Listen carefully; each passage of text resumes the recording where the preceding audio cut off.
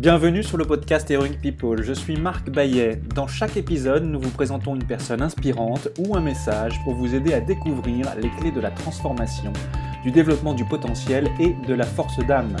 Nous apprenons les uns des autres et trouvons en soi le héros de notre propre vie. Partager nos convictions, partager nos vulnérabilités, dépasser nos peurs, se transformer pour pouvoir transformer le monde, agir ensemble. Jusqu'où peut-on aller ? Merci de passer du temps avec nous aujourd'hui. Bonjour et bienvenue dans ce nouvel épisode de l'émission Heroic People. Ceci est un entre-deux épisode dans lequel vous sont proposés de courts extraits des épisodes des derniers mois. Je vous présente un bref clip de chaque conversation pour vous donner une première saveur de chaque épisode et inviter, voyez-le ou plutôt entendez-le comme un teaser, quelque chose pour vous mettre en appétit.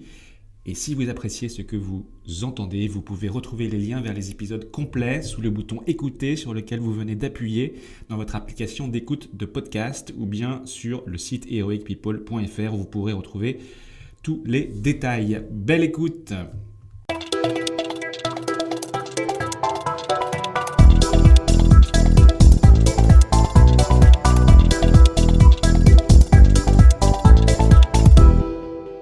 Extrait numéro 1. Gauthier Devaz est lieutenant-colonel dans l'armée de l'air et a été 2 fois leader de la mythique Patrouille de France en 2012 et en 2018.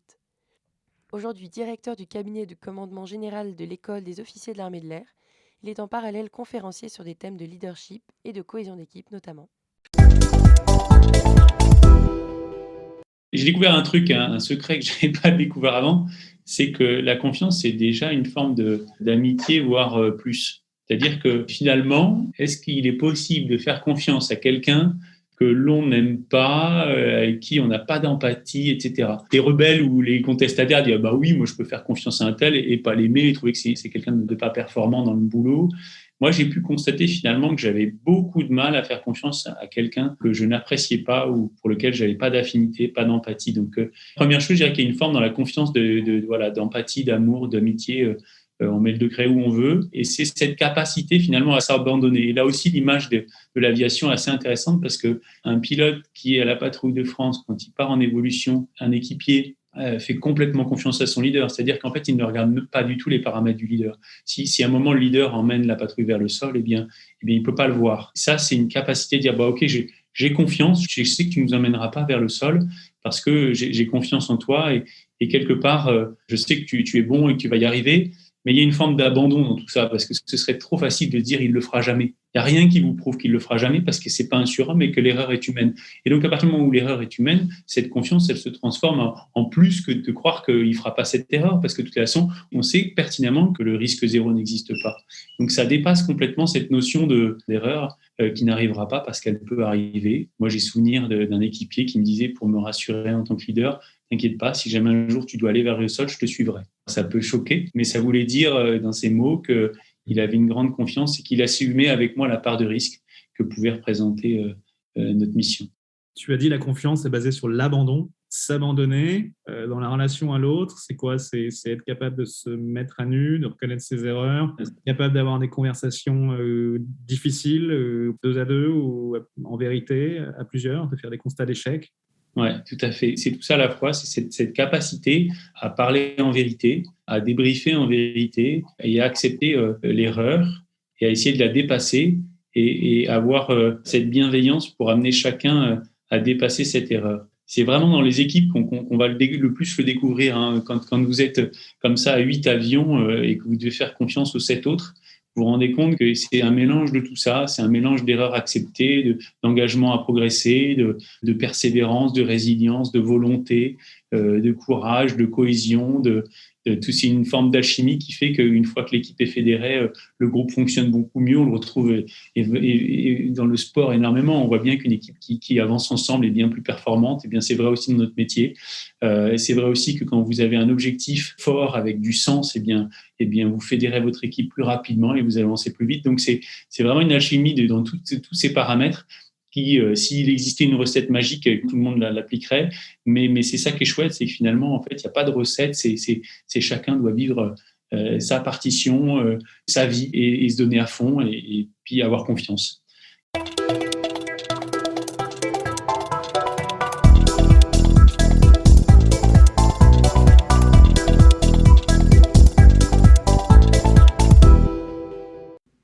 Extrait numéro 2 avec Florence Servan-Schreiber, formatrice en psychologie positive, conférencière et journaliste.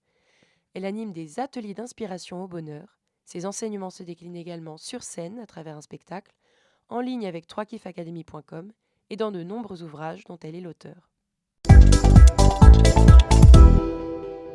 Et quand j'ai commencé cette formation, j'étais paumée. Le job dont je sortais, je ne voulais plus le faire. Clairement, le job ne voulait plus que je le fasse non plus. Donc, nous étions quittes, mais ce n'était pas terrible. Il fallait aller vers autre chose. Et voilà, il fallait absolument aller vers autre chose. Mais bon, vous savez, dans ces moments-là, après, on le sait. On se dit oui, il fallait, mais sur le moment, on est juste… On avance à l'aveugle. Exactement.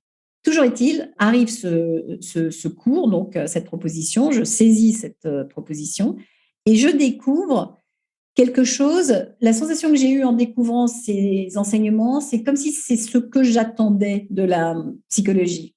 Vous voyez, ça faisait, je travaillais dans l'univers du développement personnel, comme vous l'avez dit, la PNL, etc. Donc, tout un tas d'outils. Mais là, il y avait cet angle de se dire quelle est la partie de nous qui va bien. Et si pour une fois, nous ne traînions pas juste dans nos difficultés, nos raisons, nos motifs, notre histoire, mais si c'était des choses pratiques qui pouvaient modifier légèrement l'expérience d'être soi. Il y a une personnalité ou une célébrité du passé, du présent, ou peut-être même du futur, ou dans le cinéma, qui pour vous est un exemple inspirant ou un maître en matière de gratitude. Alors, et vous savez, la personne qui m'a vraiment le plus inspirée en gratitude était mon cousin David. Car David était atteint d'un cancer, d'une tumeur au cerveau, qu'il a contracté à l'âge de 30 ans. Donc, franchement, l'avenir n'était pas réjouissant. Et en effet, il a, en modifiant vraiment son mode de vie, son alimentation, sa gestion du stress, en plus des soins, bien sûr, qu'on lui prodiguait, mais il est arrivé à gagner 20 ans de vie supplémentaire. Et une des choses que pratiquait David religieusement, c'était la gratitude. Parce que l'issue était certaine. Donc, il vivait avec cette épée de Damoclès. Et peut-être est-ce ça ou est-ce pour justement vivre une vie de qualité malgré cela, que vraiment même dans les derniers moments de sa vie où cette tumeur l'a paralysé, enfin ça a été vraiment c'est une maladie absolument effroyable, eh bien de pouvoir simplement nous tenir par la main, de pouvoir encore sentir sa peau contre ma peau, etc. Quand on faisait ça, tout simplement, il me disait, j'éprouve une gratitude énorme de pouvoir te tenir la main et que nous puissions nous tenir la main. Évidemment, ça m'a complètement inspirée parce que quand les gens se disent « Oh, la gratitude, c'est un truc sympa pour les gens riches et en bonne santé », en fait, non. C'est précisément quand vraiment le vent tourne que ça devient incroyablement précieux. Et alors justement, une fois de plus, ça nous permet, en sachant ça, de nous dire « N'attendons pas que ce soit vraiment l'horreur » pour avoir le réflexe d'y avoir recours.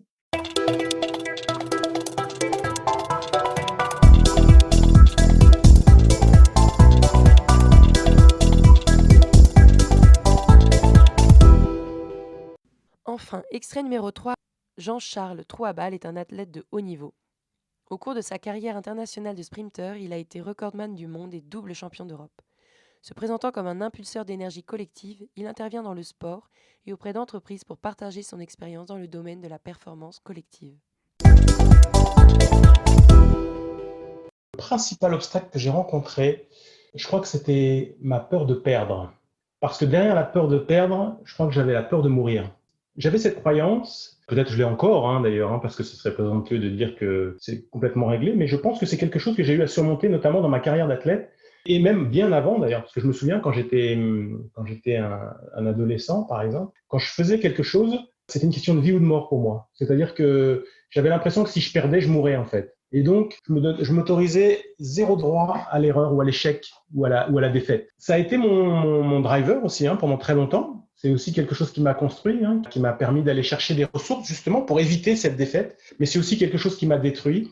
Et physiquement, puisque ma carrière s'est terminée par une rupture de tendine, ce qui est aussi très symbolique. Mais pour moi, c'était je dois réussir. C'est pas je peux réussir, je dois réussir à tout prix. Et il n'y avait pas d'autre place que ça. Je crois que ce que j'ai progressivement réussi à construire, à intégrer, c'est que gagner, c'est pas forcément gagner quelque chose d'extérieur. C'est aller chercher le meilleur de soi-même en acceptant toutes les issues possibles, qu'on gagne ou qu'on perde. L'important, c'est d'avoir donné le meilleur de soi-même. J'ai fait le maximum de ce que je pouvais faire. Je suis pas en train de louer le perdant magnifique de Coubertin. Hein. C'est pas ça que je dis. Hein. Je dis pas l'essentiel, c'est de participer. Je dis, pour moi en tout cas, c'est de donner le meilleur de soi-même. Vraiment se dire, j'ai fait tout ce que je pouvais. Je me suis entraîné, comme si tout dépendait de moi. Mais à un moment, je m'en remets aussi à quelque chose d'autre que juste la force de ma volonté. Je crois que c'est ça aujourd'hui qui me permet d'être dans la vie de manière plus sereine aussi. En tout cas, j'accompagne les gens pour essayer d'aller chercher au-delà de leur mental, au-delà des objectifs extérieurs à eux, mais d'aller chercher leurs ressources à l'intérieur d'eux-mêmes. S'il devait y avoir 5 conseils concrets pour développer son énergie et sa vitalité. Soyez conscient, être conscient de ce que vous êtes, être conscient de ce qui bloque encore en vous, écoutez vos ressentis, écoutez ce que vous ressentez dans votre corps parce que la vérité, elle est là, elle n'est pas à l'extérieur. C'est comme ça, hein, quand on parle d'écouter ce qu'on ressent à l'intérieur, c'est aussi écouter ses intuitions, et ça passe par le ressenti d'abord. Faites confiance à la vie, elle veut le meilleur pour vous. Et puis, laissez la joie circuler. Il n'y a rien de plus beau que la joie. Enfin, c'est un guide, quoi, aussi. Hein. Laissez cette joie vous emmener et faites-lui confiance.